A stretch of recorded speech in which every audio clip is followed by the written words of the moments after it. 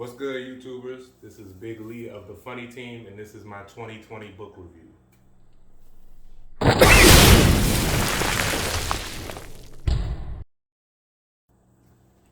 Before we get started, I wanted to share a little bit about myself. I'm a stand-up comedian, comedic writer. I'm going to leave a link to a couple of my stand-ups in the bio of this video.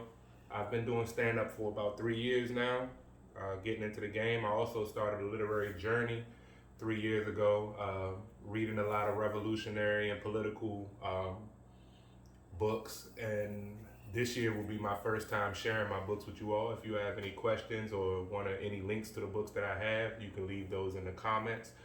Also, if you are interested in this shirt that I'm wearing, this is a friend of mine's clothing line. I will leave a link to this in the comments as well. And let's get started. All right, 2020 has been a terrible year, as we all know. So to try to pass some of the pain, I tried to get into some books, doing some reading or whatever. I did a lot more reading than I did over the last couple years. I'm gonna try to go in these books in the order that I read them, but to be completely honest, I'm not 100% sure the order that I read them. I also read a few graphic novels / comics over here too. I'm gonna get into those as well. So the first book that I know I read first will be Bobby Seale's To Seize the Time. This is story of the Black Panther Party and Huey P. Newton.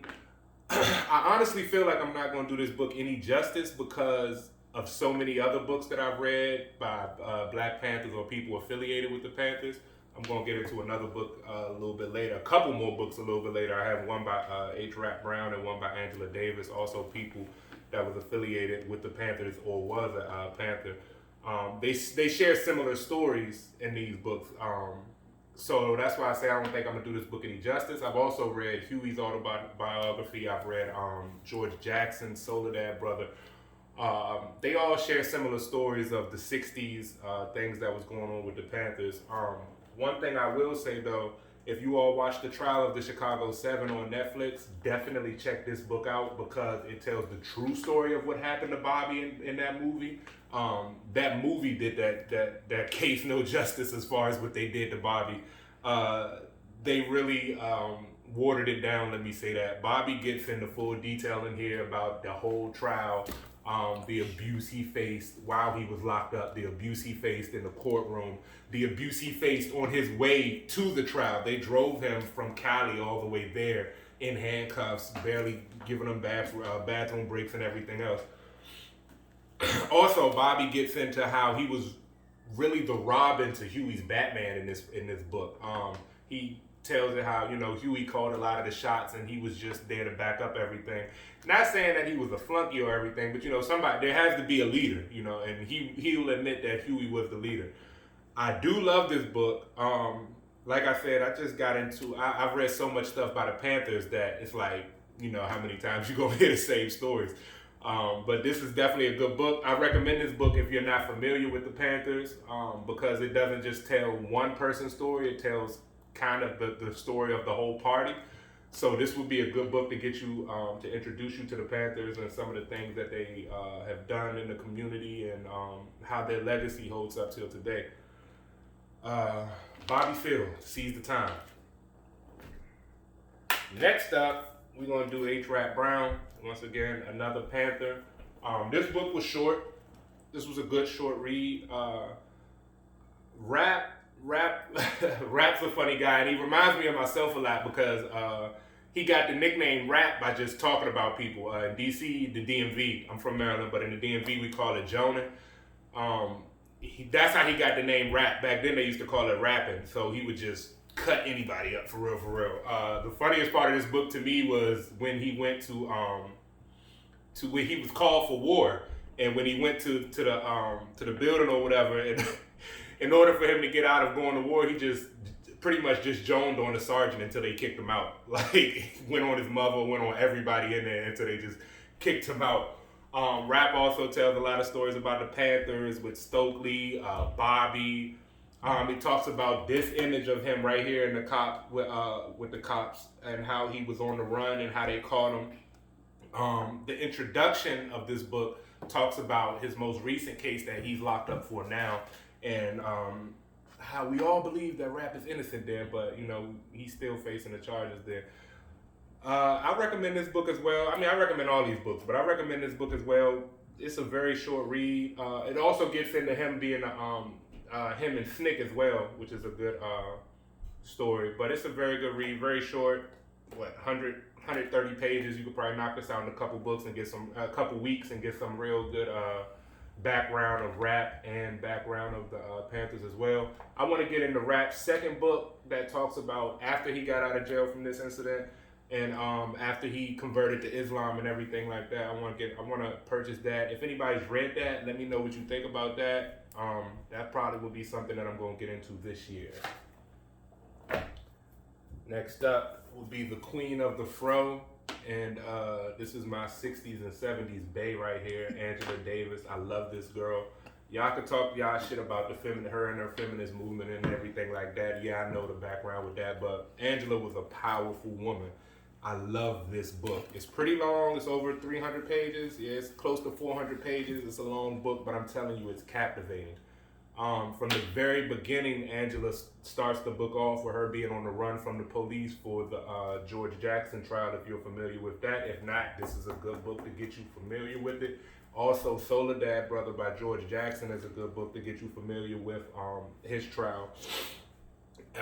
The one thing I don't like about this book, though, is Angela didn't go in order. So it didn't start from like her childbirth all the way up to the trial. She starts off with being on the run from the cops, and then she gets caught, and then it's like she goes back to her childhood, and then it goes back to her being locked up, and then the trial. So I didn't like that about the book, but the stories that she painted in here were so vivid. When she was locked up, she told a story about being in a cell next to a racist woman that was crazy, and she was just shouting these racist slurs all day and all night long, and Angela couldn't get any sleep.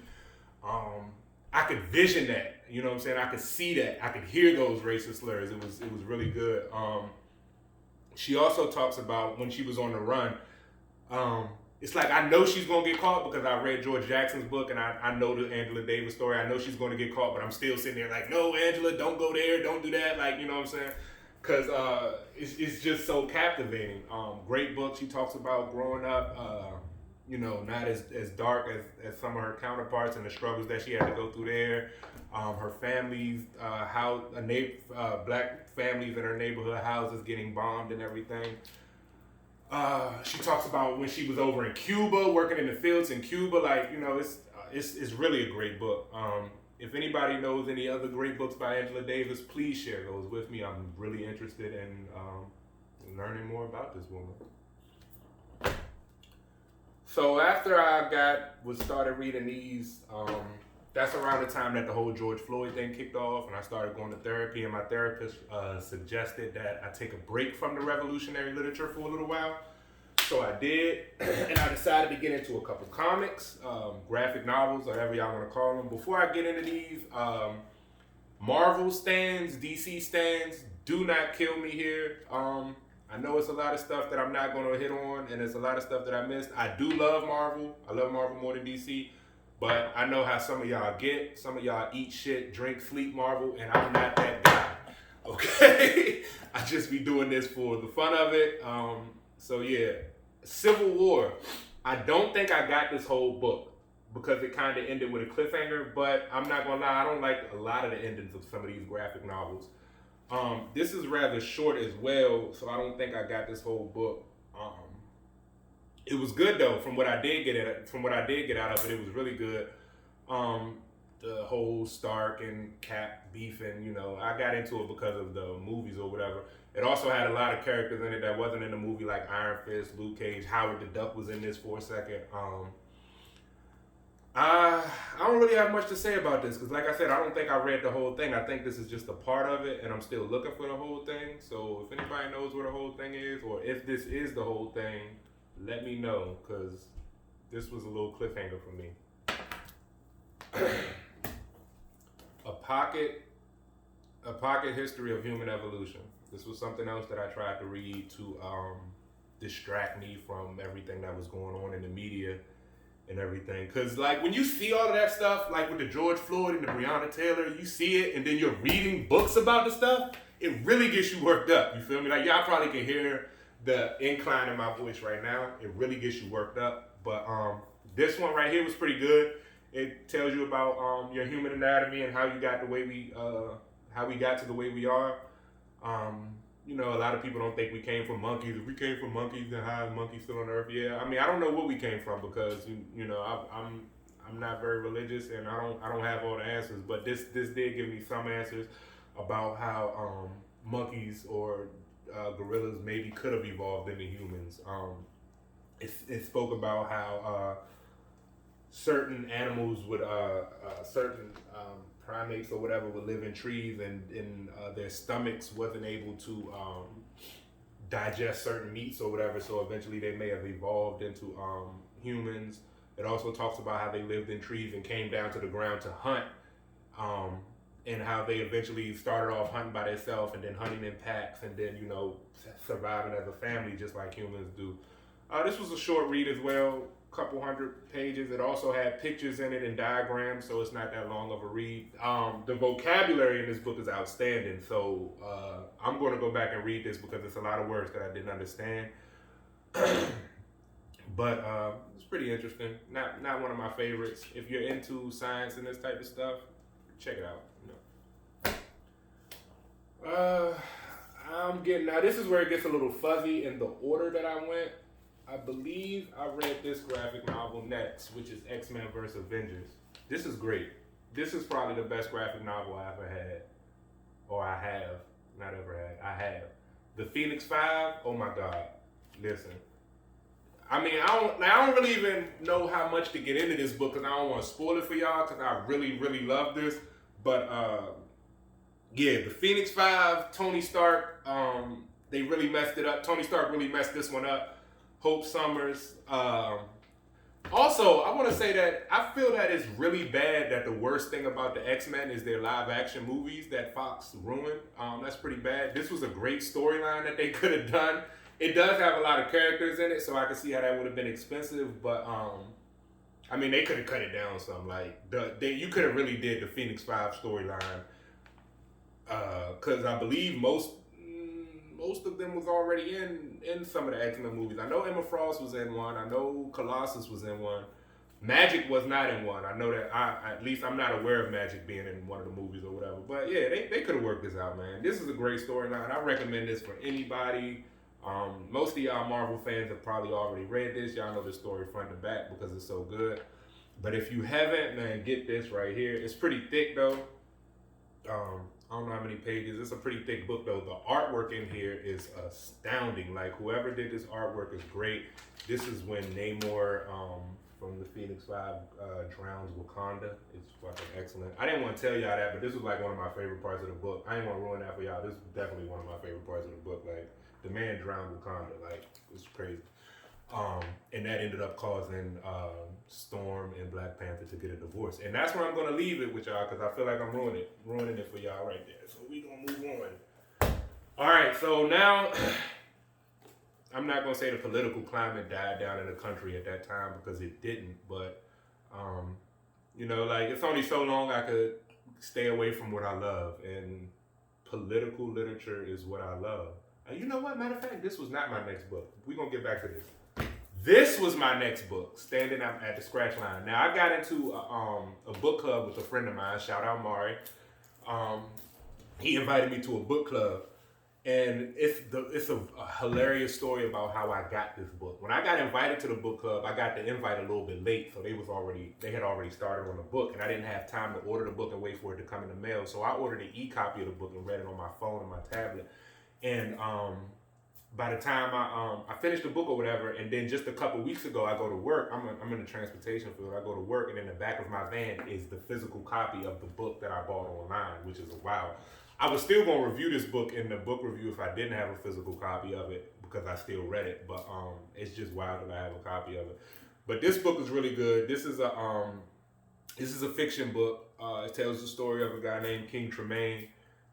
King Tremaine, and he was in an all-black unit in World War II, and him and his unit came up on some gold or some money or something over there, and they brought it back to America, and they started their own business. But, you know, black people can't have money back then, so they was under constant threat of the KKK and white police forces and stuff like that. It's a lot more in this book too. You know, he gets married. He has a son that he doesn't know about that his wife hides from him, and his wife has to sleep with the white sheriff because he's been kidnapped, and she tries to free him with like that. I'm not gonna ruin it for y'all, but this is a good one, man. This joint had me saying, can't nobody fuck with King Tremaine. Like it's like a Shaft of the '60s or something, bro. Like he was a bad motherfucker, bro. I swear. Shout out Mari for putting me onto this book, dog. I fuck with you for this one. All right, so now we're gonna get into Message to the Black Man. This was a reread for me. I read this when I was attending Bowie State. I had a history teacher that gave us a book report, and he gave us a list of books that we had to read.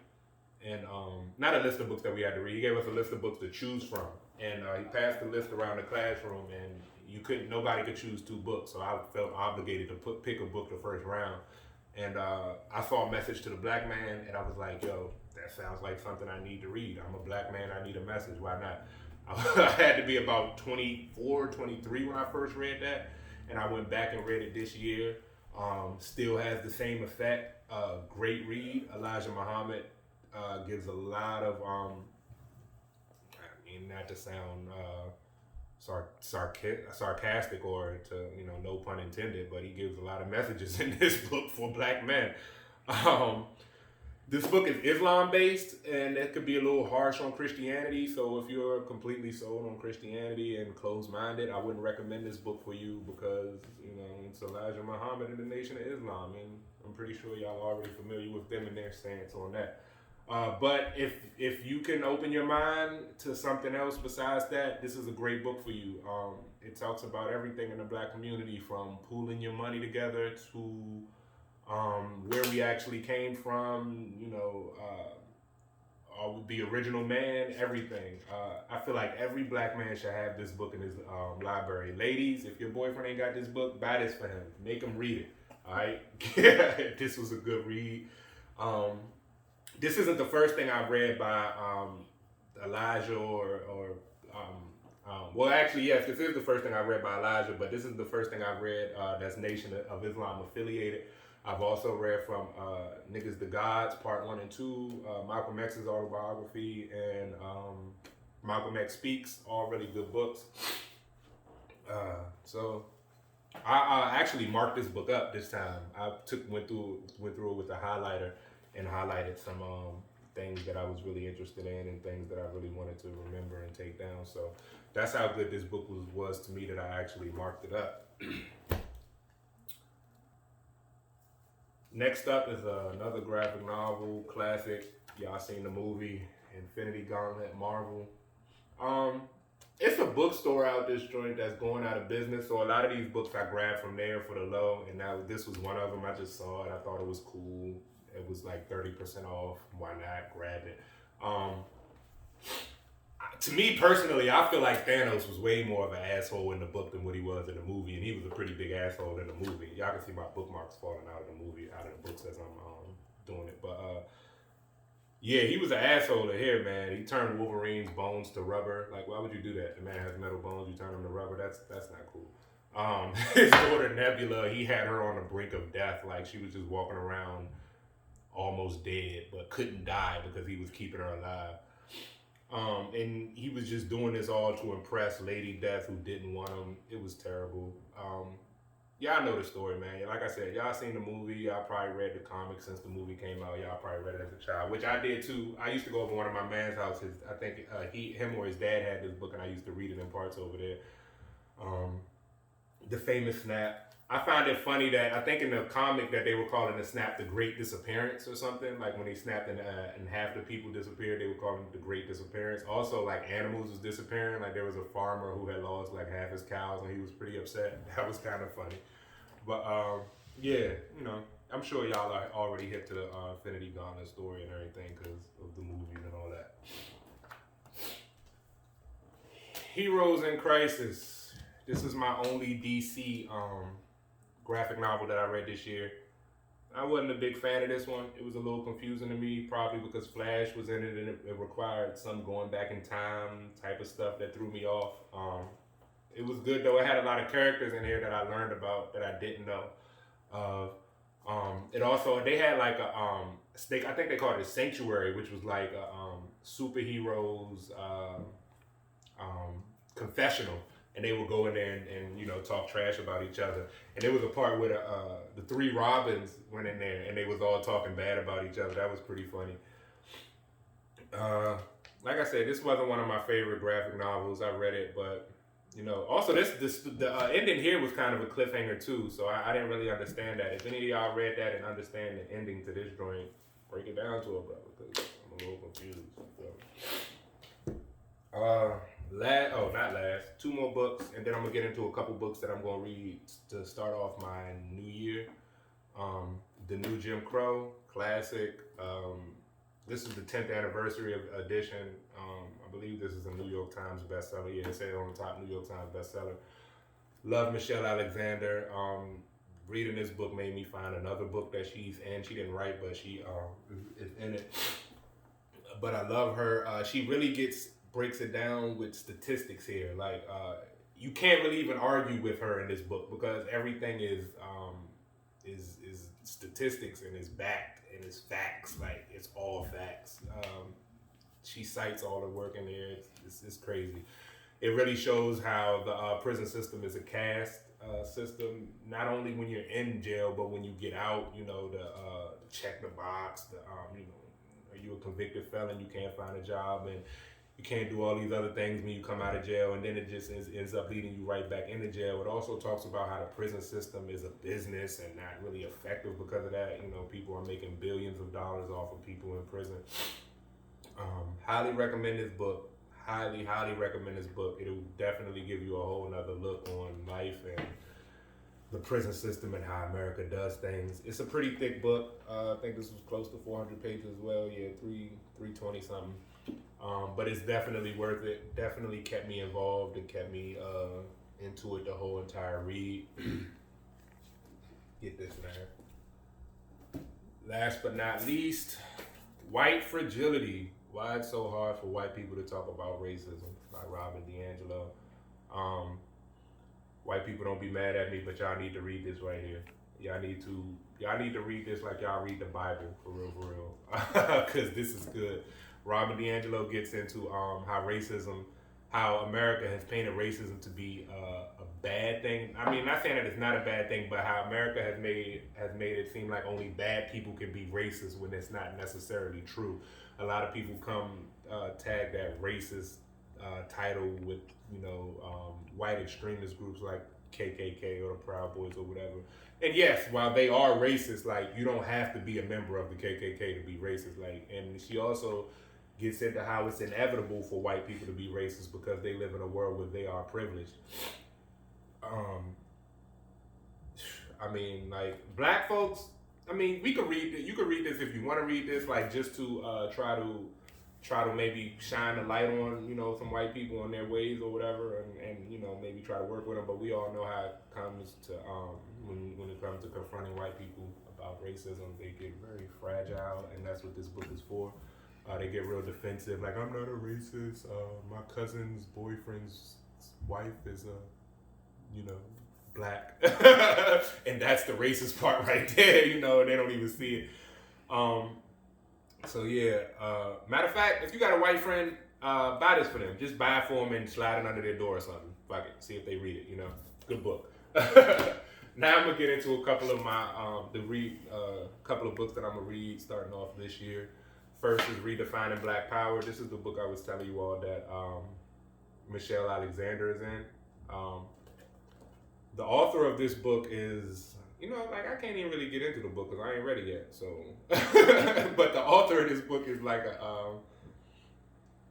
she edited. So I believe she just like interviewed a bunch of people and then just took their parts and put it in the book. I don't know. I read the intro to this book last week, Friday, I think. So I'm going to be getting back into this soon. Hopefully give y'all a review of this soon. And last, The Color of Law, A Forgotten History of How Our Government Segregated America. I stumbled across this at that bookstore I was telling y'all about again that's going out of business. It looked good. I grabbed it. I can't say much about it yet because I haven't even busted open, but It sounds good. When I do read it, I will definitely let y'all know how it goes. And I think that's all my time. Thank you very much, YouTube. Don't forget to like, share, and subscribe this video. Subscribe to my channel. And until next time, stay cool, stay black.